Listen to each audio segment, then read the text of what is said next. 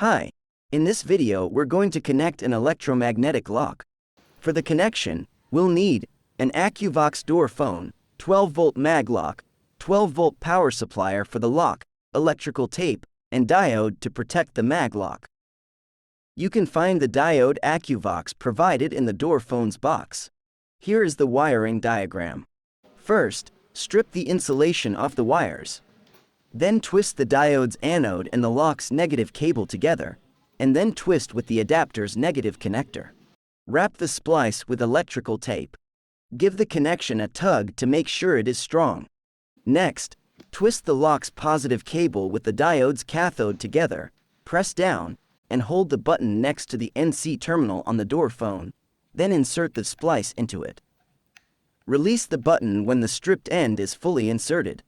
Do as previously to insert the adapter's positive cable into the COM terminal.